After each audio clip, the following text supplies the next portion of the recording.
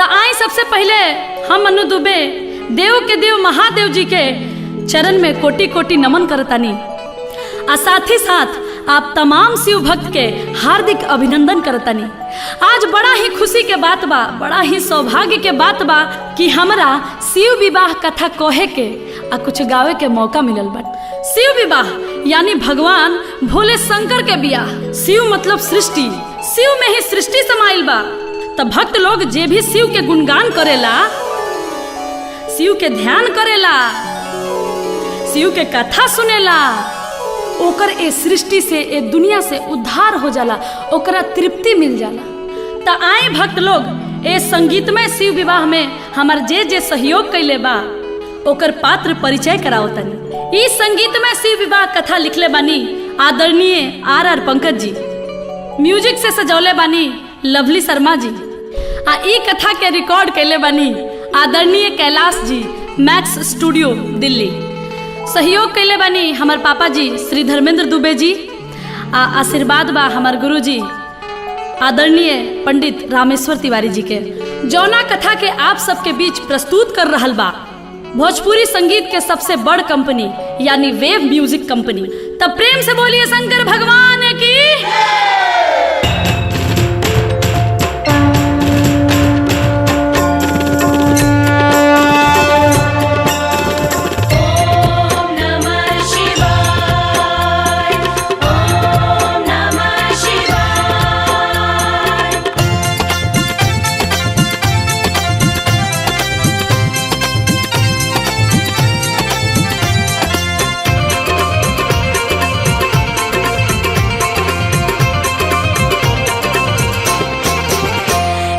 छोटी सी लड़की पार्वती शिव शंकर पूजा करती थी। एक छोटी सी लड़की पार्वती शिव शंकर पूजा करती थी। एक छोटी सी लड़की पार्वती शिव शंकर पूजा करती थी। एक छोटी सी लड़की पार्वती शिव शंकर पूजा करती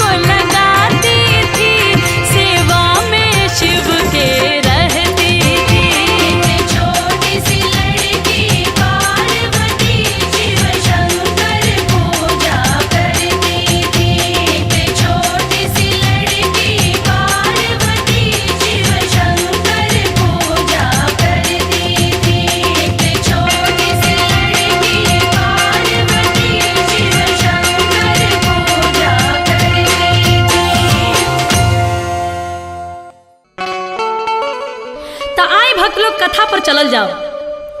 राजा हिमांचल के पुत्री पार्वती अपन घर दुआर माई बाप सबके त्याग के जाके जंगल में शिव जी के पावे खातिर तपस्या करतरी। आ एने भगवान शिव शंकर 87,000 बरिस खातिर समाधि लगौले बनी। पार्वती के ऐसन घोर तपस्या देख के आ भगवान भोलेनाथ के समाधि में लीन देख के ब्रह्मा जी विष्णु जी सब देवी देवता परेशान हो गए। तब देवता लोग सोचे लागल कि अगर ये ध्यान ना टूटी और शादी ना जुटी तो अब इस सृष्टि के कल्याण कैसे होई। सब देवता लोग भगवान भोलेनाथ के जगावे खातिर प्रयास करे लागल, लेकिन डरे केहू लगे नहीं खे जात। अगर भगवान भोलेनाथ खिसिया गईले तब पूछी सब गड़बड़ बा। अब देखी ब्रह्मा जी विष्णु जी आ संगे संगे सब देवता लोग आपस में मिल के सलाह कई कि भोलेनाथ के ध्यान कैसे तुरल जाओ। तब ब्रह्मा जी कहनी कि ऐसन कठिन काम कामदेव ही कर सकता रे। अब देखी सब देवता लोग मिलके कामदेव के लगे जाता आ कामदेव से सब बात बतावता कि रउआ भगवान भोलेनाथ के तपस्या तूरी ना तो अनर्थ हो जाई। काहे से कि पार्वती भगवान भोलेनाथ के पावे खातिर जंगल में जाके तपस्या कर रहल बड़ी। अब देखी भक्त लोग कामदेव भी ई खतरनाक काम करे खातिर तैयार नहीं होत। कामदेव भी कहत रे ऐसन खतरनाक काम हमरा से ना होई। तब ब्रह्मा जी समझौनी ह कामदेव ई काम तोहरे करे के पड़ी, ना तो इस सृष्टि के कल्याण ना होई। अब देखी ब्रह्मा जी से आदेश पौला के बाद कामदेव भगवान भोलेनाथ के तपस्या तुरे खातिर सुंदर सुंदर अप्सरा लोग के भेजतानी, नर्तकी के भेजतानी आ कहतनी कि हे अप्सरा इतना सुंदर सोच संवर के जाके ओइजा नाचे के बा गावे के बा कि भगवान भोलेनाथ के ध्यान टूट जाओ। अब देखी अप्सरा लोग सोच सवर के भगवान भोलेनाथ के लगे गइल बा जहां भगवान समाधि लगौले बनी।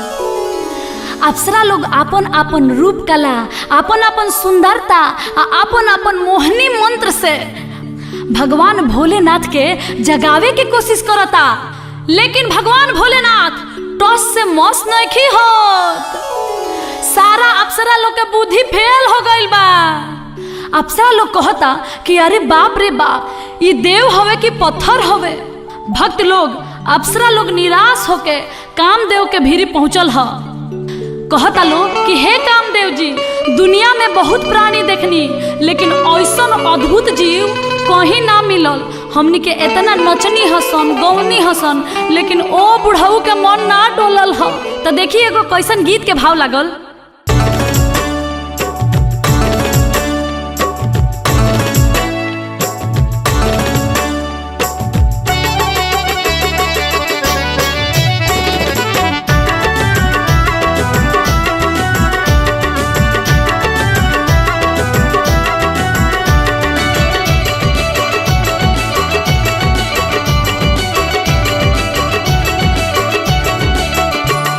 जगाए हारी हो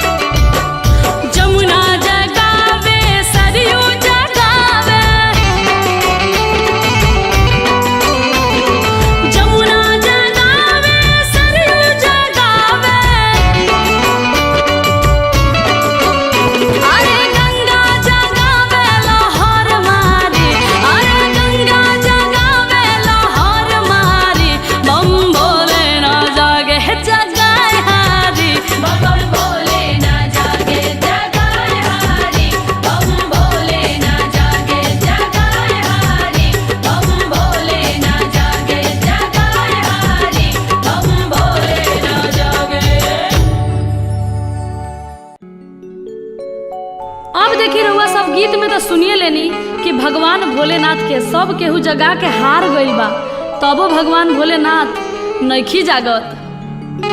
अब खुद कामदेव ही भगवान भोलेनाथ के जगावे खातिर चल देले बानी। कामदेव के आगमन होते ही बसंत ऋतु छा गई, चारों तरफ फूल फुला गई, नजारा मन के बहुत भावे लागल, तबो भगवान भोलेनाथ नइखी जागत।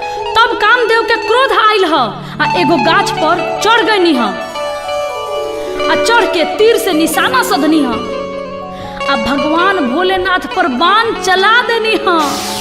आ जैसे वो बाण भगवान भोलेनाथ के लागल ह, भगवान के तीसरका आंख खुल गई ह आ तीनों त्रिलोक डोले लागल ह आ सृष्टि में हाहाकार मच गई ह। जैसे ही भगवान भोलेनाथ के तीसरका आंख के पहिलका ज्योति कामदेव पर पड़ल, कामदेव ओही जा जर के राख हो गई हन, भस्म हो गई हन। अब देखी भगवान भोलेनाथ समाधि से जाग गई बने। अब देवता लोग पहुंचल ह भगवान भोलेनाथ के दरबार में। भगवान भोलेनाथ कहतनी कि का बात बा, आज रउआ सब है यहाँ। देवता लोग कहल ह रउआ के पावे खातिर पार्वती जंगल में तपस्या कर रहल बाड़ी, उ रउआ से बियाह कइल चाहतारी। तब देखी एजा एगो कवि के बड़ा बढ़िया एगो भाव लागल बाटे। देवता लोग कहता कि भोले बाबा करी अब बियाह, सलाह सब देवता के मानी। भोले बाबा ई सब बात सुन के ठठा के हंसे लगनी। बियाह हमरा जैसन गजेड़ी भंगेड़ी से बियाह के करी? अरे के हमर भांग पीसी आ के हमरा जोरे टूटही पलानी में गुजारा करी? के हमरा जोरे कैलाश पर रही? के हमरा संगे जंगल में रही? अरे हमरा से केहू बियाह ना कर सकेला। हे देवगढ़, आप सब हमरा के मत भरमाई। देवता लोग कहल ना प्रभु ना, रउआ बियाह करे के पड़ी, पार्वती रउए से बियाह करी है।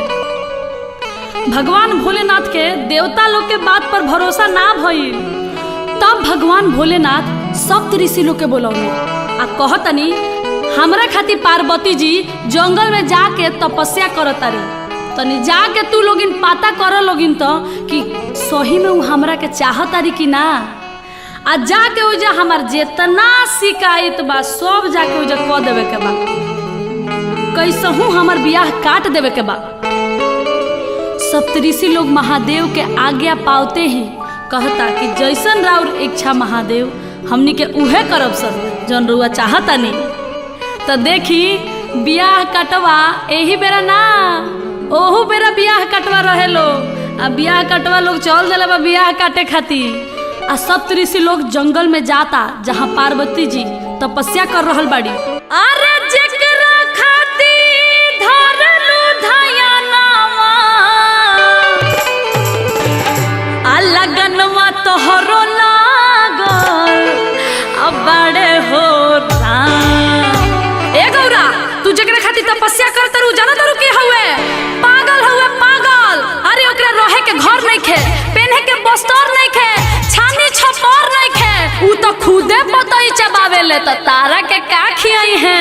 गौरा ए गौरा, लग जाए भगिया में अगिया, ए लग जाए भगिया में अगिया, साजनवा तोहरो पागल बड़े हो राम, और भंगिया तोहरो पागल बड़े हो राम।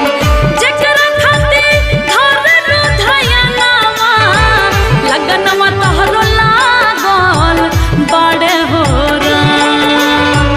जेकरा खातिर धरलू धयनवा, लगनवा गौरा लागल बड़े हो राम।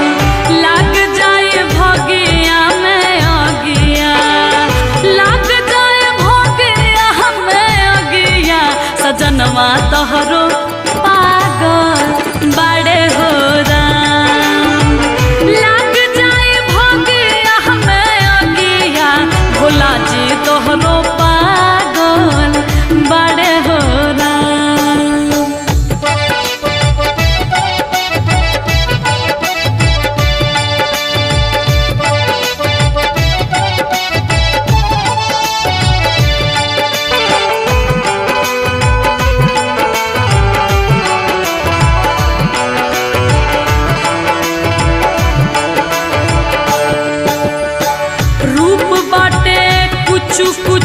करिया रूप बाटे कुछ कुछ करिया भभूति दहिया लागल बाटे हो रूप बाटे कुछ कुछ करिया भभूति दहिया लागल बाटे हो तीन तीन गो बड़ुए नया नवा तीन तीन गो बड़ुए नया नवा सजनवा तोहरो पागल बाड़े हो राम और भंगिया तोहरो पागल बाड़े हो राम।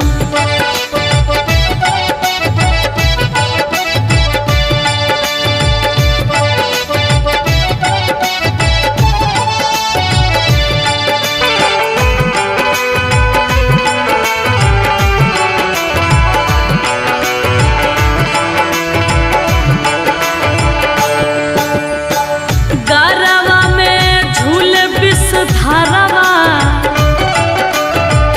गरवा में झूल विष धारवा तो जब रूप साजल बड़े हो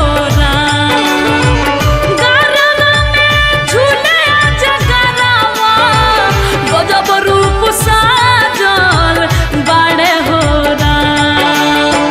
बैला पला गहल सनवा बासहा पला गहल सनवा सजनवा तोहरो पागल बाड़े हो राम और भंगिया तोहरो पागल बाड़े हो राम।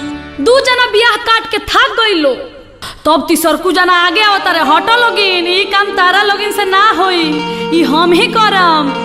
तब देखी तीसरकू जना का कहता रे कि पार्वती आँख खोलो आँख ना तो तहार जिंदगी नरक हो जाई नरक आ का उ बौराह के फेरा में पड़ल बाड़ू। पार्वती के समझावे लगले कि बर बीसम बीसम बीसा आ बर ताके एके दिशा बर के घर में चांद सूरज के ज्योति आ बर पेन्ही ना पियरी धोती। अरे बुझलो है एकरा मतलब का होला कि बर बीसम बीसम बीसा यानी 20 आ 20-60 बरिस के लइका बा आ बर ताके एके दिशा एके कोर ताके ले कंडेर बाड़े बुझली ह आ बर के घर में चांद सूरज के ज्योति डायरेक्ट सूरज भगवान के ज्योति आवेला घर दुआर नहीं खे पर्वत पहाड़ पर रह के पड़ी आ बर के घर में चांद सूरज के ज्योति आ बर पेन्ही ना पियरी धोती बर पियरी धोती ना पहनी है और उनका ड्रेस है बुझा कि मिर्गा छाला है। अरे समझ लू गौरा अरे तू राजा महाराजा के बेटी हो तू कोनो राजकुमार से बियाह कर तू आ का है बुढ़ऊ के फेरा में पड़ल बाड़ू। ई सब सुनला के बाद गौरा जी से बर्दाश्त ना भइल शंकर जी के शिकायत। तब कहतरी कि सुनी सदा मुनि रउआ सबके इज्जदाल ना गली रउआ सब टरी आ आपन आपन घर धारी हम करब उहे गजेड़िए से बियाह उहे जोगिया से बियाह करब।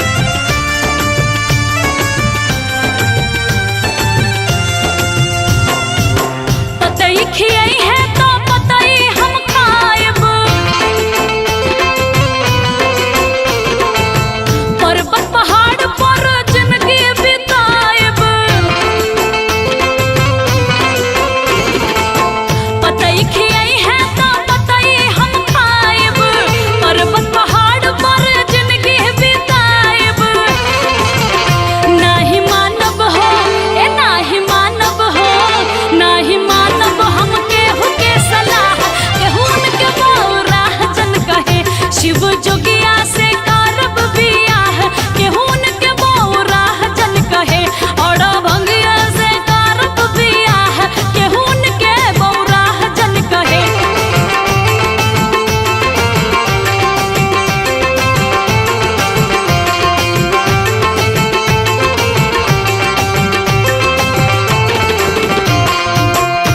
ई सब सुनला के बाद सब ऋषि लोग बूझ गइल कि ई बियाह हमनी से त ना कटी।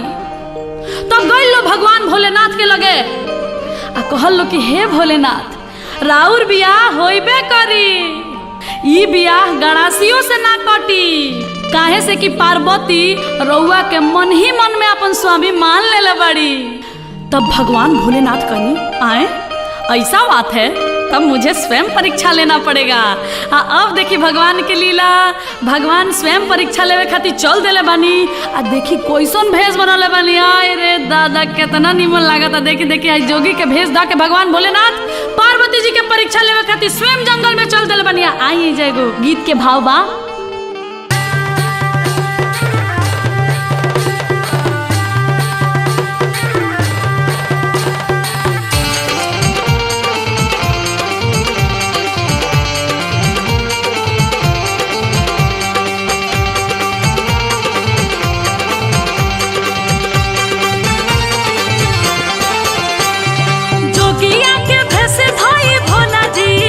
चल भइले बनवा जोगिया के भेष धाई भोले बाबा, चल भइले बनवा ए जहाँ पार्वती पूजे शिव के धई के ध्यानवा, ए जहाँ पार्वती पूजे शिव के धई के ध्यानवा।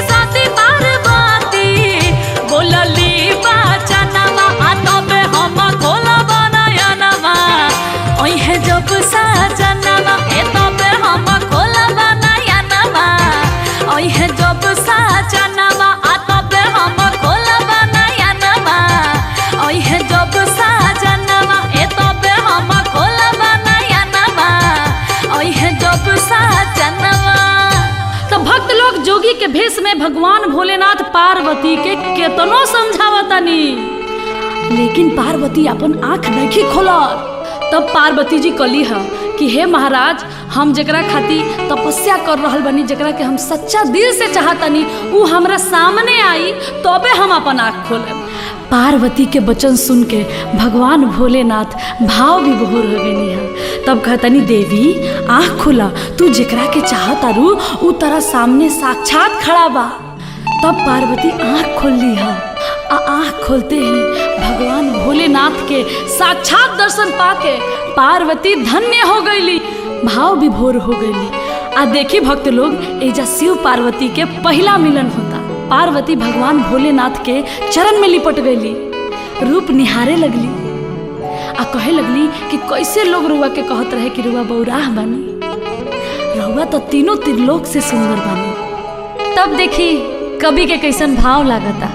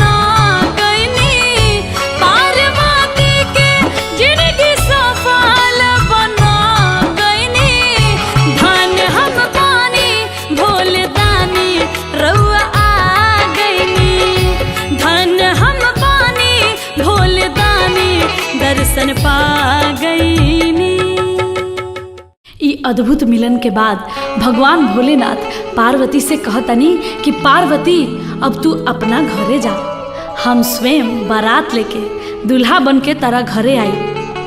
अब देखी भक्त लोग ब्रह्मा जी राजा हिमांचल के घरे खबर भेजवातनी कि राजा हिमांचल के मालूम कि भगवान भोलेनाथ पार्वती से शादी करे खातिर तैयार हो गए बनी। अब देखी दुल्हो तैयार, कन्यो तैयार, तो चली हमनी के मिल के शादी के कार्यक्रम शुरू कर जाओ। आज भगवान भोलेनाथ के तिलक हुए। देखी पहले के तिलक आ आज के तिलक में कितना अंतर बढ़ुए। आज एगो तिलक में 500 आदमी जाता रहे, आ पतल आ पूरी के धुरकुस उड़ा देता रहे। लेकिन वो घड़ी ऐसा रिवाज ना रहे। राजा हिमांचल तिलक चढ़ावे खातिर विप्रदेव यानी कि ब्राह्मण और हजाम मात्र 2 आदमी के शिव जी के दरवाजा पर भेजतनी तिलक चढ़ावे खातिर।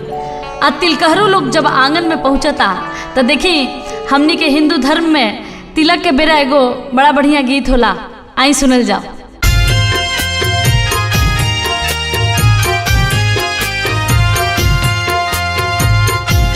देखी भगवान भोलेनाथ के तिलक चढ़ रहल बा, मंगल गीत गूंज रहल बा।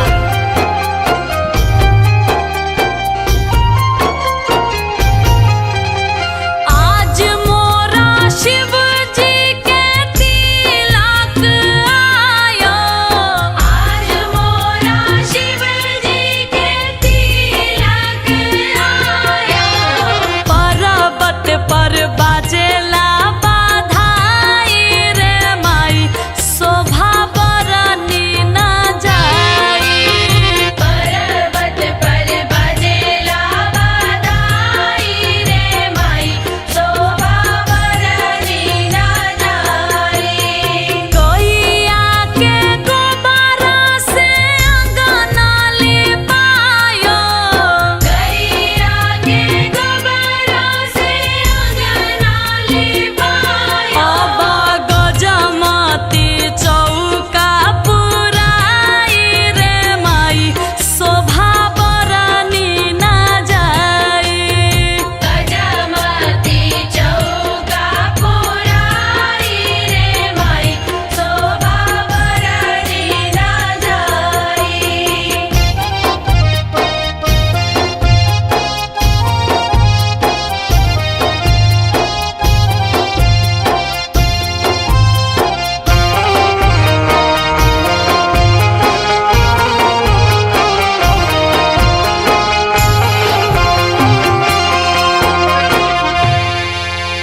अब देखी भगवान भोलेनाथ के तिलक चढ़ गइल बा। आ तिलक चढ़ला के बाद हमने के यहाँ धान हल्दी बटाला। आ जब धान हल्दी बटा गई तब तिलकहरू लोग के विदाई से पहले हमने के यहाँ भोजन करावल जाला। आ जब तिलकहरू लोग भोजन करे खातिर बैठेला तब हमने के यहाँ माई बहिन चाची लोग मिल के जेवनार गावे। तो शिव जी के तिलक में भी देखी सब ऋषि लोग के औरत लोग मिल के जेवनार गावता। उ कैसे? ए सखी गावा गावा गीत गावा लो।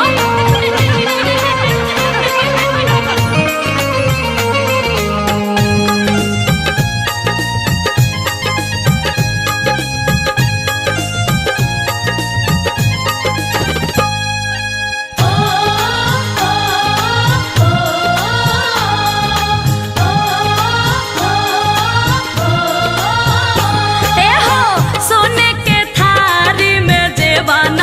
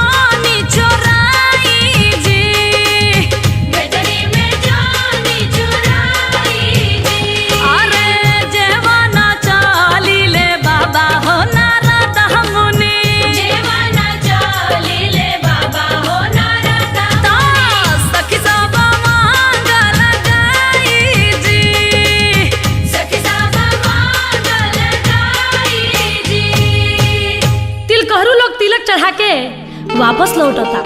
पार्वती के माई मैना रानी नारद बाबा से पूछली ह कि ए नारद बाबा बोर कैसन बा आ बोर के घर कैसन बा। तब नारद जी कहतनी पार्वती के माई मैना जी से, ए जी लइका तो ऐसन बड़ुआ कि ऐसन लइका दुनिया में कहीं नहीं खे, तीनों त्रिलोक में ऐसन कहीं बर नहीं खे। अरे लइका तो साक्षात त्रिलोकी नाथ हवे, भगवान भोलेनाथ हवे। अरे ओहे तो मड़वा में अजोर हो जाई आ गांव नगर में शोर हो जाई आ देख के पूरा लोग विभोर हो जाई आ घर के बारे में तो पूछबे मत करी, माने कि सब केहू उनके घर में रहेला। अब देखी दामाद के बड़ाई सुन के मैना रानी बहुत खुश हो गईली आ राजा हिमांचल की यहाँ माड़ो गड़ाई के तैयारी होखे लगल। तो आई चाची माई बहनी हमनियों के मिल के माड़ो के गीत गावल जा।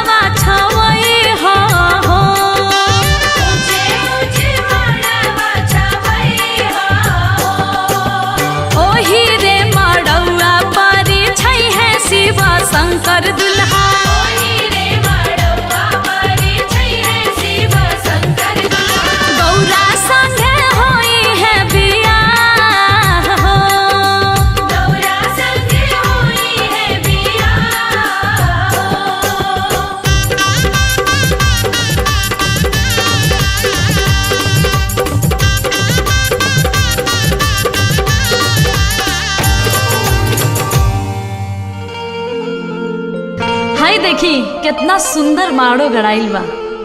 माड़ो गड़ा गइल बा। आंगन में कुहार भाई कलसा लेके आ गइल बड़े। जौना कलसा में गंगा जल भर के ओकरा पर दीपक जलावल जाला आ ओही दीपक से मड़वा में अजोर होला। देखी हमने के यहाँ कोनो भी शुभ काम में कोनो चीज आवेला तो ओकर सबसे पहले परिछावन कइल जाला। जैसे कलसा के परिछावन होला, पीढ़ा के परिछावन होला।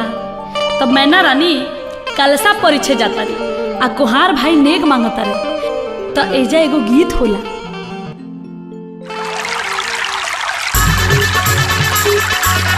ए चाची नेग निकाली नेग।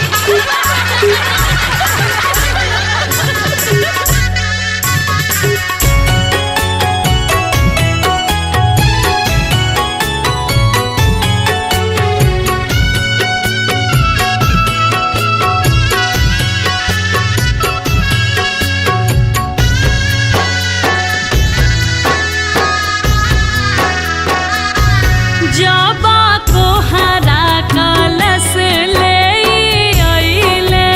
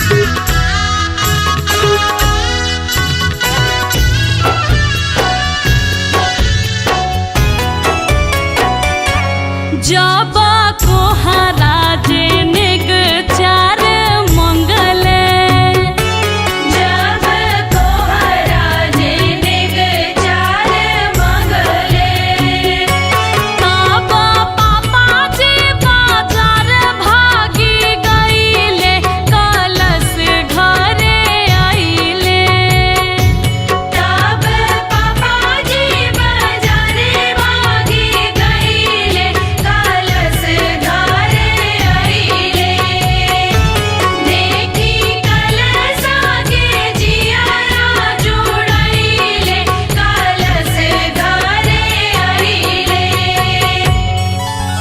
अब देखी माटी कोड़ाए यानी मटकोर के समय आ गइल बा। एने पार्वती जी की यहाँ माटी कोड़ाए के तैयारी हो रहल बा आ ओने कैलाश पर्वत पर भगवान भोलेनाथ के माटी कोड़ाए के तैयारी हो रहल बा। तो देखी एने भगवान भोलेनाथ की यहाँ उहे दिशा में माटी कोड़ाता जौना दिशा से भगवान भोलेनाथ के बारात हिमांचल राजा के द्वार पर जाई। आ देखी एने पार्वती जी की यहाँ भी माटी कोड़ाए के तैयारी हो रहल बा आ सखी सहेली लोग मिल के माटी कोड़े जाता उहे दिशा में जौना दिशा से भगवान भोलेनाथ के बारात द्वार पर आई। तो आई परंपरा के अनुसार सुनल जाओ एगो मटकोर के गीत।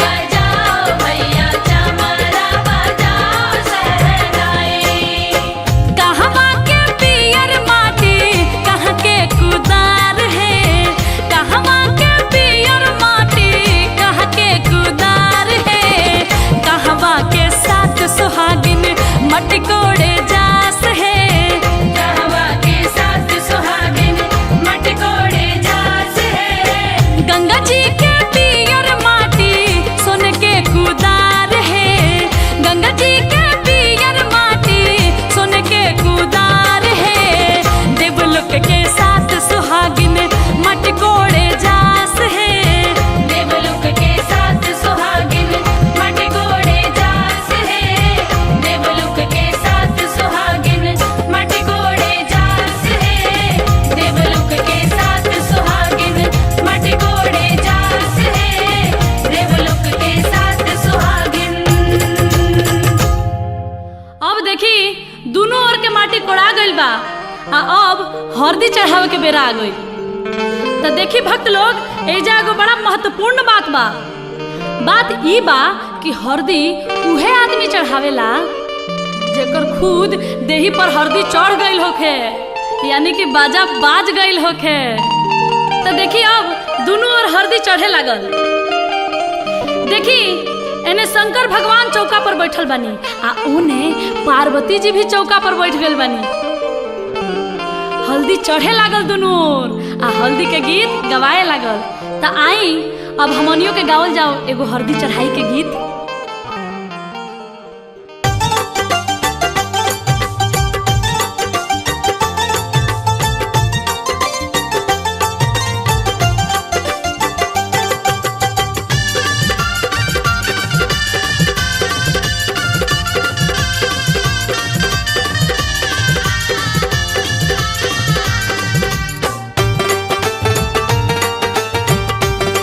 आगे माई कावन बाबा हरदी चढ़ाइले है आगे माई ब्रह्मा बाबा हरदी चढ़ाइले है शिव शंकर पर के दिले आशीष दुल्हा बनाइले है शिव शंकर वर के दिले आशीष दुल्हा बनाइले है कि आगे माई आजू के हरदिया सुहावन है आगे मैया जो के हरदिया सुहावन है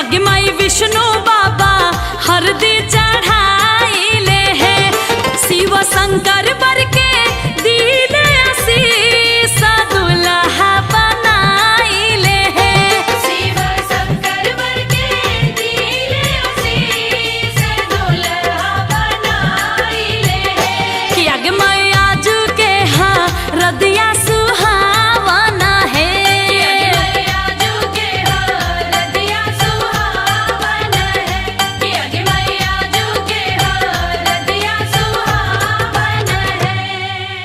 अब देखी भगवान भोलेनाथ के हरदी चढ़ते ही चेहरा पर निखार आ गई, सांवर दुल्हा गोर लागे लगले। भगवान भोलेनाथ के चेहरा पर मुस्कान खिले लागल। ये दृश्य देख के सब देवी देवता मने मन बहुत खुश होता रहे। आज भगवान भोलेनाथ के बारात जाए आला बा, अब बारात जाए से पहले दुल्हा के नहवावन होला। तो देखी भगवान भोलेनाथ के भी नहवावन हो रहल बा। तो हमनी के यहाँ नहवावन पर एगो बड़ा नीमन गीत गावल जाला। तो आई सुनल जाओ एगो गीत। आगे माई बड़े बड़े बूंदावा परेला गाना, आगे माई भोला भंगिया नहाले आंगना, आगे माई आई छेलिया वाइन जवाइन कवना माना, उनकर नजरी उतारेली सात सोहागिन ना। अब देखी भगवान भोलेनाथ ससुरारी जाए खातिर तैयार होके लगनी, सजे लगनी। कैसे श्रृंगार करतनी भगवान भोलेनाथ? गंगा का पार पर यानी कि जटा में गंगा, चंदा लीलार पर यानी कि लीलार पर चंद्रमा सजले बनी, कान में कुंडल के जगह बिच्छी झूलतिया, आ गर्दन में सांप के माला, देही में भभूत रमौले बानी, एक हाथ में त्रिशूल आ दोसर का हाथ में डमरू ले बानी। अब बोर के पोशाक ना देखी, कमर में मिर्ग छाला लपेटले बानी। भोलेनाथ सज धज के अब चौका पर नहछू खाती बैठतानी। तो देखी एगो गीत कैसे बा। नोहा काटू नौआ रे, अंगूरी जानी कटी है रे, बढ़िया से नोहा नाही कटबे जे, तोरा नेग नहीं मिली है रे। अब देखी भगवान भोलेनाथ के वही चौका पर चुमावन भइल ह। भगवान भोलेनाथ बसहा पर सवार होके बारात लेके निकलतानी। बसहा खुशी से झूम रहल बड़े। भगवान भोलेनाथ के बरियात जाए खातिर तीनों त्रिलोक के कोना कोना से अद्भुत अद्भुत जीव जंतु प्राणी आइल बड़े। देवता लोग के अलग दल बा, अब भूत पिचास के अलग दल बा, हकनी डाकनी डाइन के अलगे दल बा, आ जीव जंतु के अलग दल बा। भगवान भोलेनाथ के संगे सभे मतवाला हो गइल बा। आ देखी बारात में के बाजा बजावता, आ के डांस करता, हाड़ा बिरनी आ भुनुर भुनुर क के सहनाई बजावता, आ सांप अलगे फफकार मारता, आ भूत बताल अलगे नाचता रे अपना धुन में। आ कोनो के गोड़ बा तो हई देखी, कोनो के मुड़िए नइखे, आ कोनो के भर देही गोड़े बा, कोनो के एको गो आँख नइखे, आ तो कोनो के भर देही बुझी की आँखे बा। अब भगवान भोलेनाथ के बारात जौना रास्ता से जाता बुझी की रास्ता क्लियर बा, एको गो ट्रैफिक नइखे मिला। हई ना देखी जौना रास्ता से ये बारात जाता वो रास्ता के लोग अपना घर में लुका जाता। दादा रे दादा आज जान बाची की ना। ई बारात के रास्ता में जौन भी मेहरारू लड़की देखतारी ऊ कहतारी कि हे भगवान कौन बाछी के करम फूटल है, ई बारात केकरा यहाँ जाई, ई दुल्हा के कर हूँ। तो देखी भगवान भोलेनाथ के बारात कैसे गावत बजावत जाता, आ लोग देख के का कहता।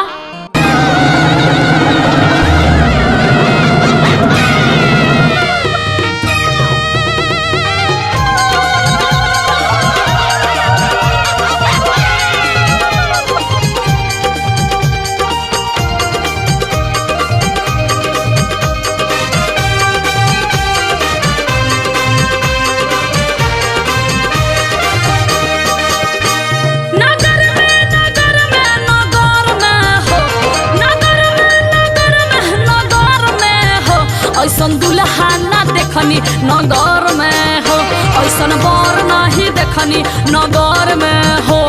नगर में नगर में नगर में हो, नगर में नगर में नगर में हो, ऐसन बर नहीं देखनी नगर में हो, ऐसन दुल्हा न देखनी नगर में हो। अरे बाप रे बाप, अरे ए सखी ई बाढ़ की पीपर हो।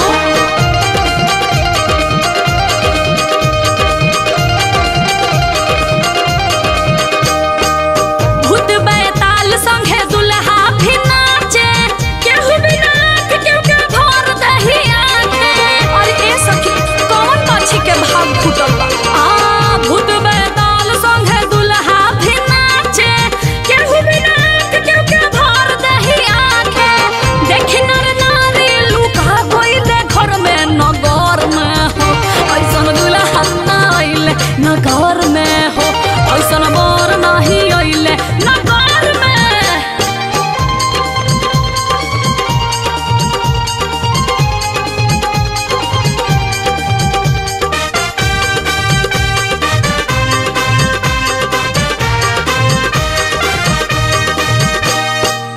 हड्डा अबिरनी बाजावे सहनाई, टूड़िया लगा के बिछी नाचे रमाई। अरे ए सखी कौन माछी के भाग फूटल बा। हड्डा अबिरनी बाजावे सहनाई, टूड़िया लगा के बिछी नाचे रमाई। झूले जगरवा हो बरवा के घर में नगर में हो, ऐसन दुल्हा ना देखनी नगर में हो, ऐसन बर नहीं देखनी नगर में हो। देखिए गावत बजावत ये अलबेला दुल्हा के अद्भुत बारात राजा हिमांचल के नगरी में प्रवेश करता। एने राजा हिमांचल जी बारात के स्वागत के तैयारी कर रहल बानी। दुआरे बारात लागे के तैयारी हो रहल बा। पार्वती जी के सखी सहेली लोग बारात के स्वागत में गीत गावता।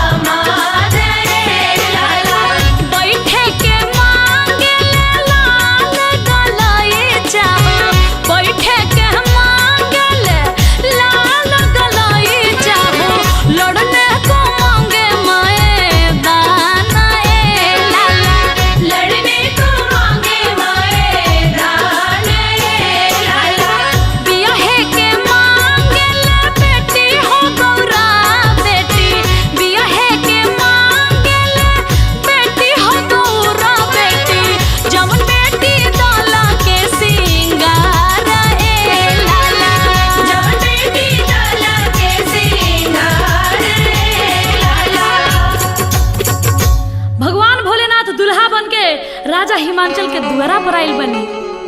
ऋषि मुनि पुरोहित लोग द्वार पूजा करावता। ओम मंगलम भगवान विष्णु मंगलम गरुड़ध्वजा मंगलम पुंडरीकाक्ष मंगलाय तनोहरि। द्वार पूजा हो रहल बाटे। पंडित जी मंत्र पढ़तनी आ देखिए ना माई बहन लोग कैसन एगो सुंदर गीत गावता।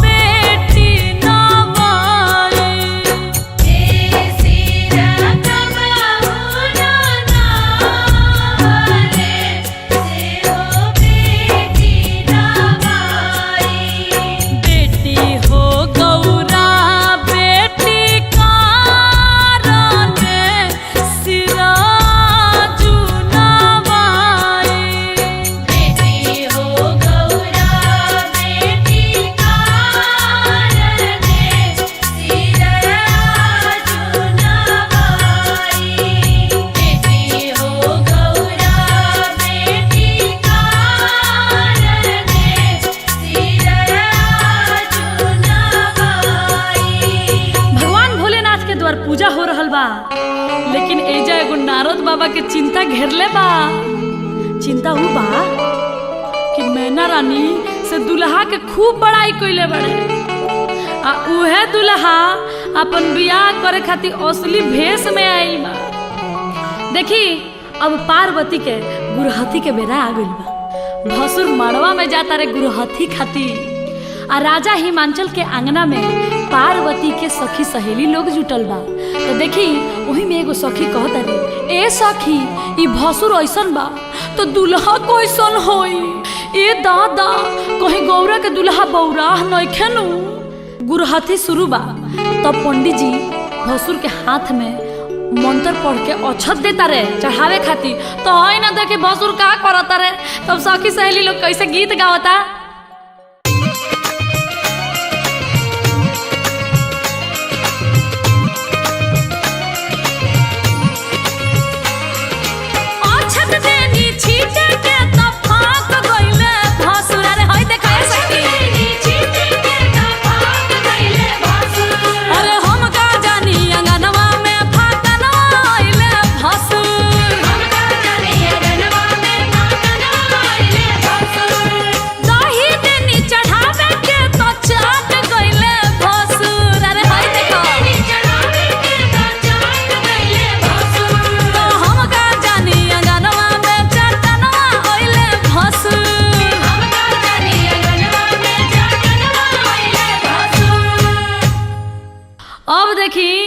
जौना बेरा के इंतजार रला उहे बेरा आ गइल बा।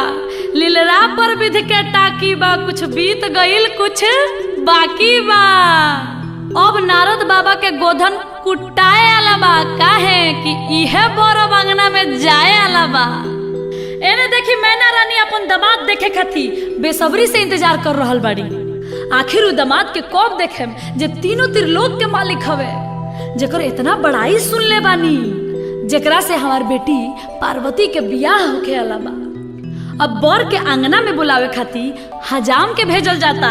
भगवान भोलेनाथ जैसे ही राजा हिमांचल के आंगना में अइल हन, जैसे ही सास अपना दामाद के देखली हो अंगने में गिर गईली हो, बेहोश हो गईली हो। राजा हिमांचल के आंगना में रोन पीटन पड़ गई। आही रे दादा ई का भई? आखिर हमार भोली पार्वती कौन कसूर कैले रही हो?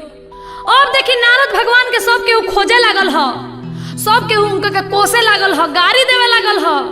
का ए नारद ई अबोध बेटी तहर का बिगड़ले रही ह? आखिर कौना जन्म के बदला सधौल ह कि हमार पार्वती खातिर ऐसन दुल्हा खोज के लिए ह, ऐसन भिखारी के खोज के लिए ह। तब तक नारद बाबा नारायण नारायण करत आंगना में पहुंचतानी। देखी नारद मुनि ही शंकर भगवान आ पार्वती जी के बियाह में अगुआ रहल बनी। नारद मुनि के बात केहू ना काटेला। नारद मुनि आगम निगम सब कुछ जानी ले। नारद नारद जेकर बात कबो रद्द ना होखे ओकरे के नारद कहल जाला। तो नारद भगवान मैना रानी के समझावतानी आ कहतानी कि मैना रानी ना ना रुआ चिंता ना करी, ई भगवान भोलेनाथ हवन, ई सही में तीनों त्रिलोक के मालिक हवन। रुआ अभी कुछ नहीं जानत, इनकर अनेक रूप बा। हे मैना रानी रुआ बर पर छी, रुआ चिंता ना करी। लेकिन मैना रानी तैयार नहीं हो, कहतरी ना ए दादा ना, ऐसन बौरा बर से हम अपन गौरा के बियाह ना करे। देखिए जा एगो कैसन भाव लागता मैना रानी के कि आगे माई गौरी ऐसन ज्ञानी बेटी के बरवा मिलल बौरा। ए माई बरवा मिलल बौरा। नारद बाबा के हम काहिले बिगड़नी, बरवा खोजल बौरा है कि अगमई ऐसन बौरा बरसे गौरा ना बियाहब, मोरे गौरा रही है कुंवार। ए माई मोरे गौरा रही है कुंवार। गौरा लेके डूबब हम, गौरा लेके के उगब आ गौरा लेके जइब पाताल हे कि आगमाई ऐसा न बौरा बरसे गौरा ना बियाहब भले गौरा रही है कुंवर ए माई मोर गौरा रही है कुंवर। कसहु नारद भगवान मैना रानी के सखी सहेली लोग के समझा बुझा के आ माड़ो में लेके आवतनी कि चली मतवा चली बर परछी बर राउर बहुत सुंदर बा। मैना रानी केहूँगा अपन दिल पर पत्थर रख के आ आंगना में आवतरी। आंगना में अइला के बाद लोढ़ा लेले बाड़ी लेकिन मने मन में डरा तरी। तब पीछे से सखी सहेली लोग गीत गावता का कहता अरे हाय देखा ए सखी ये दुल्हा कैसन बा हो अरे ताको तारे पुरु तो लौकता पछी गावलो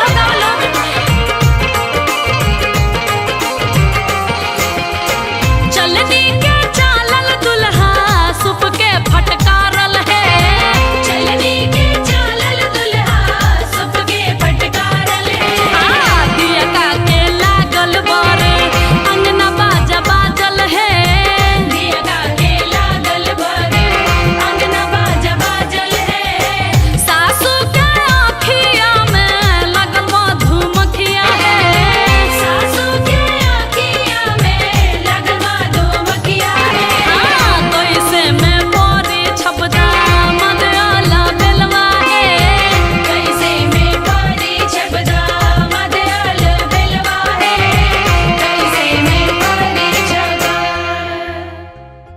आंगन में बर परिछा गइल बड़े। अब बर परिछैला के बाद अब पार्वती के मंडप में बुलावल जाता। तो देखिए एगो एजा गीत होला ऊ गीत ऐसन होला कि सुनते ही हर बाप के करेज फटे लगेला जे बेटी के इतना छोट से पढ़ा लिखा के पोस पाल के सयान कैले बा ऊ बेटी आज पराया होके जा रहल बाड़ी।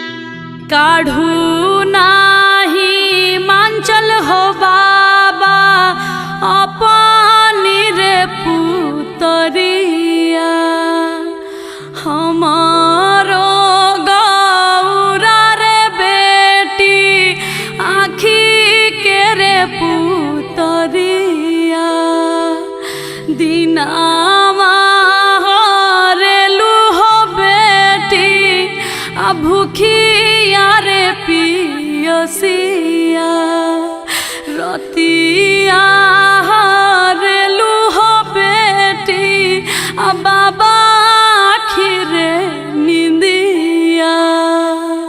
पार्वती के मंडप में बुलावल जाता। कन्यादान और उस शादी के कार्यक्रम अब आगे बढ़ावल जाता। मंडप में एक तरफ शंकर भगवान बैठल बानी बीच में कलसा बा आ दूसरा तरफ पार्वती जी बैठल बानी।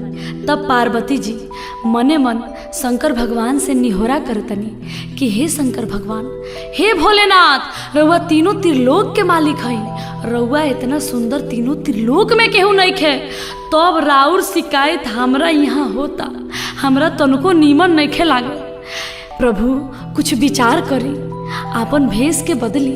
पार्वती जी मने मने मुस्का के देखी का कहतरी कि कलसा के ओटे ओटे बोलेली गौरा देई राखी स्वामी लजिया हमार हे आ तनिया सा रूपवा बदलती महादेव नैहर के लोग पतियाए हे स्वामी नैहर के लोग पतियाए। अब देखी कैसे चमत्कार होता कि अतने में रूपवा बदलनी महादेव चांदनियन चमके लीलार ए माई दुल्हा सुंदर सुकुमार। देखी पार्वती जी के विनती सुनते ही भगवान शिव शंकर भोलेनाथ अपन रूप बदल दिले बानी। आ रूप बदलला के बाद वहाँ ऐसा सुंदर दुल्हा तीनों त्रिलोक में कहीं नहीं खे। आ देखी मड़वा अजोर हो गई बाटे। भगवान भोलेनाथ आ पार्वती जी के ये अद्भुत जोड़ी देख के कलसा भी मने मन मुस्काता। एजा भी एगो गीत गावल जाला, कैसे?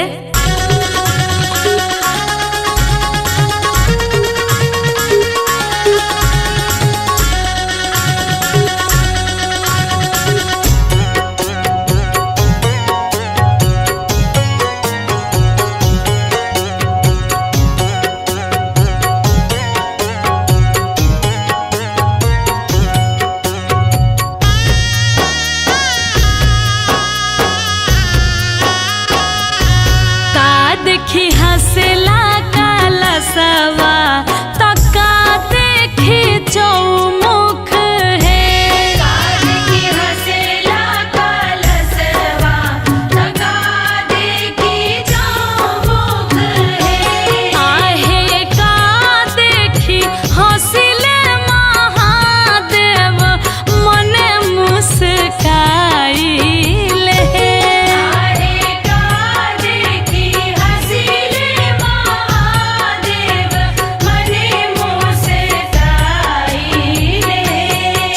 देखी हंसला कलसवा कलश देखी चौमुख है। आहे गौरा देखी हंसिले महादेव मने मुस्काइले आहे गौरा देखी हंसिले महादेव मने मुस्काइले।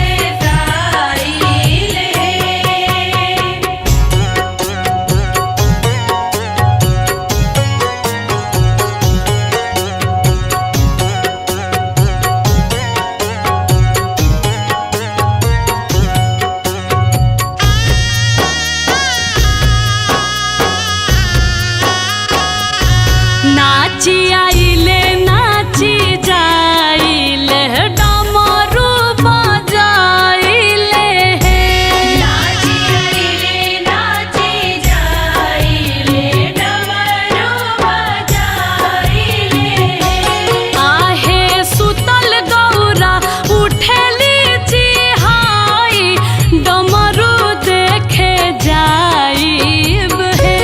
आहे सुतल गौरा उठेली चिहाई डमरू देखे जाइब है। जन जाहुए गौरा जन जाहु डमरू देखे जन जाहु है। आहे सुनीले हब पापा जी तोहार त जाइब खिसियाई नुहे। आहे सुनीले हब पापा जी तोहार त जाइब खिसियाई नुहे।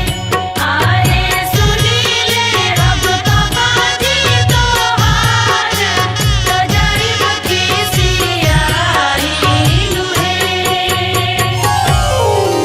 अब दानों में महादान यानी कि कन्यादान के समय आ गई। कन्यादान ऐसा समय है जौना के देख के काठों के करेजा रोवे लागेला, पत्थरों के दिल पिघल जाला।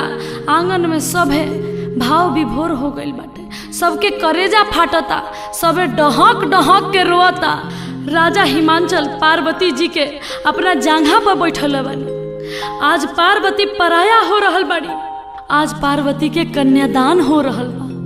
मन ही मन राजा हिमांचल कुहुक कुहुक के रोतनी। मैना जी के आंख से आंसू के धार बह रहल बा।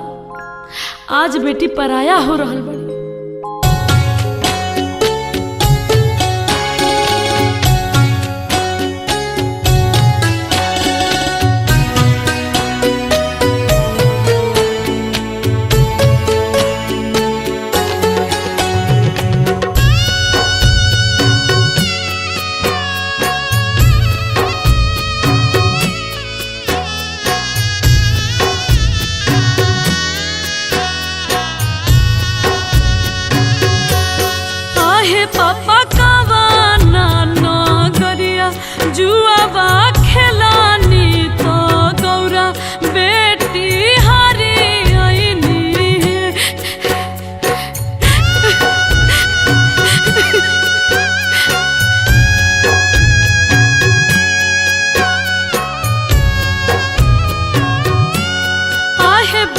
शिव के नागरिया जुआवा खेलानी तो तोहरा के हरियनी है।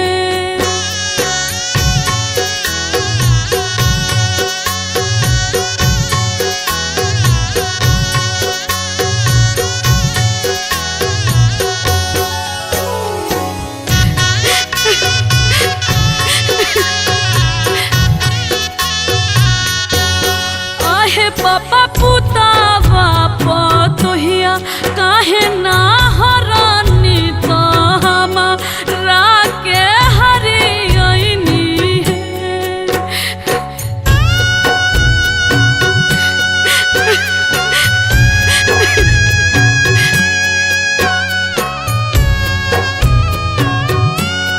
आहे बेटी पुतावा पतोहिया घर के लक्ष्मी तो तू बेटी पाराया बाड़ू हो।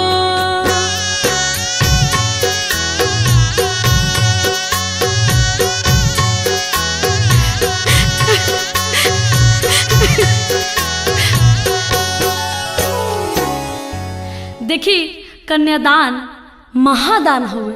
ई सौभाग्य जेकरा प्राप्त होला ओकरा मुक्ति मिल जाला।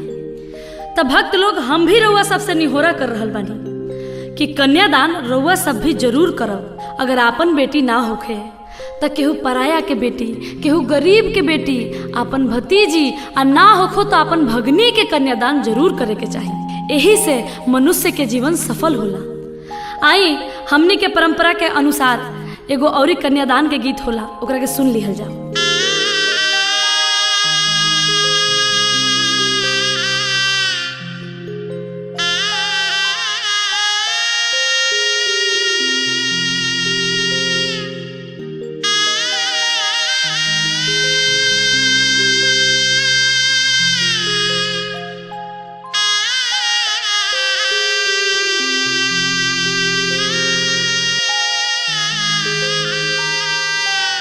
कोठावा ऊपरा बाबा मोरवा रे बोलुए मोरवा बोलिया सुहावन हो लगुए मोरवा बोलिया सुहावन हो लगुए।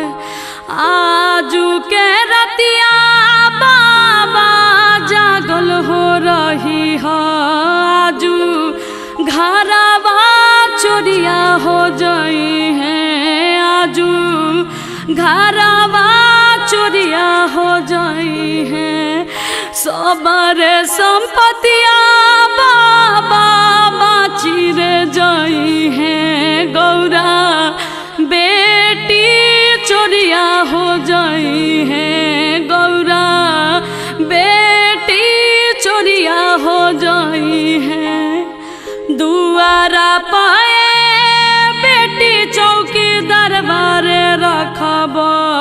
आंगना में सिपहिया हो रखब।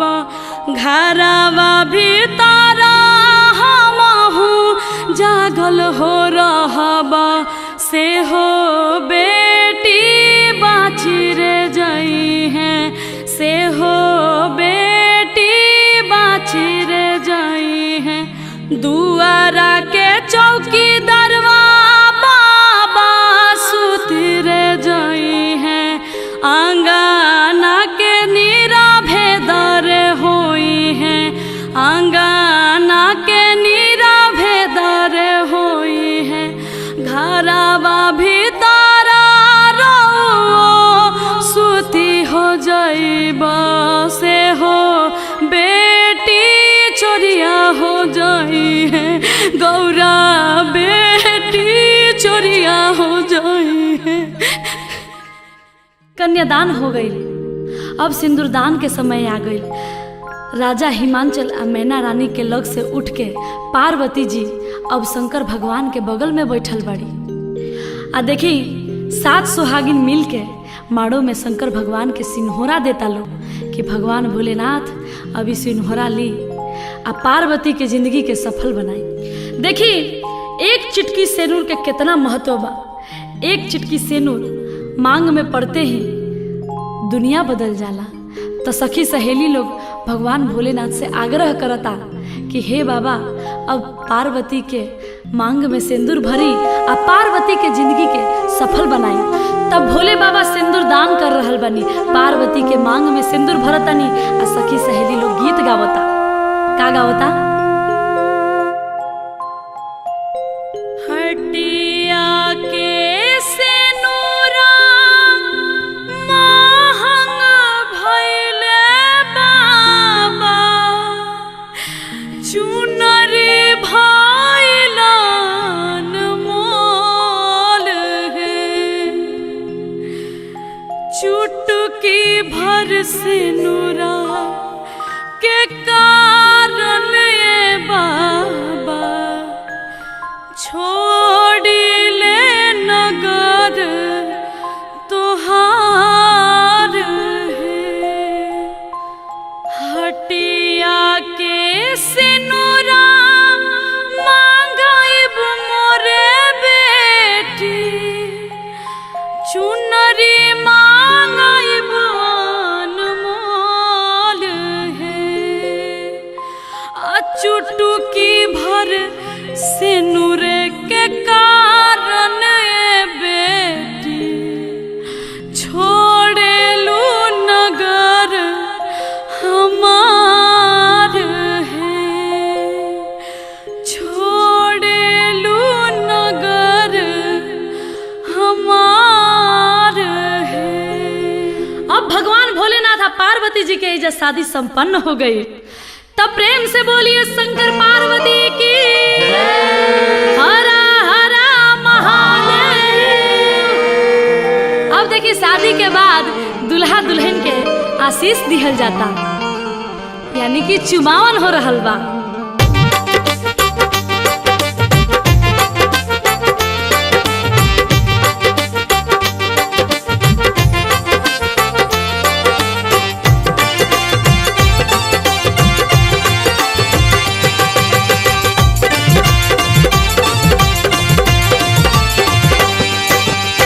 हरियारा दुभिया चूरी भारा चाउर शिवा शंकर हरि, हरियारा दुभिया चूरी भारा चाउर शिवा शंकर हरि। चुम चुम चुमावेली अम्मा सोहागिन शिवा शंकर हरि, चुम चुम चुमावेली अम्मा सोहागिन शिवा शंकर हरि। अम्मा चुमावेली देली आशीष शिवा शंकर हरि। जिया सा दुल्हा दुल्हन लाखों बरिस शिवा शंकर हरि। जिया से दुल्हा दुल्हन लाखों बरिस शिवा शंकर हरि। जिया से दुल्हा दुल्हन लाखों बरिस शिवा शंकर हरि। भगवान भोलेनाथ पार्वती के संग कोहबर में जातानी, कुल देवी देवता से आशीर्वाद लेतानी। अब भगवान भोलेनाथ के संग है पार्वती नैहर नगरी छोड़ के ससुराल जा रहल बड़ी।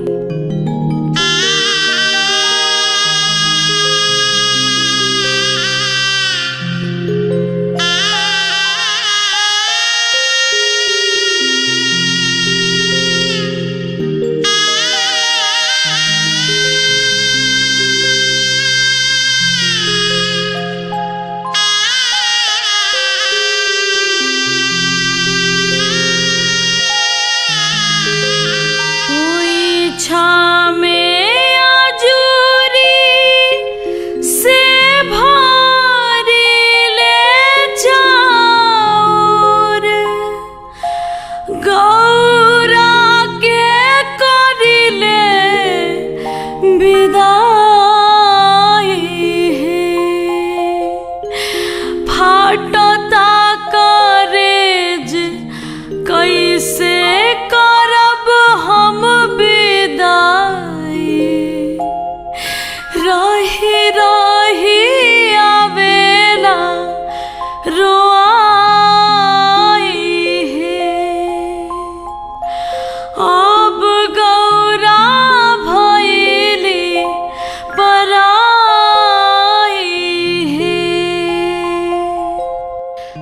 शिव भक्त लोग शिव जी के बियाह संपन्न भइल।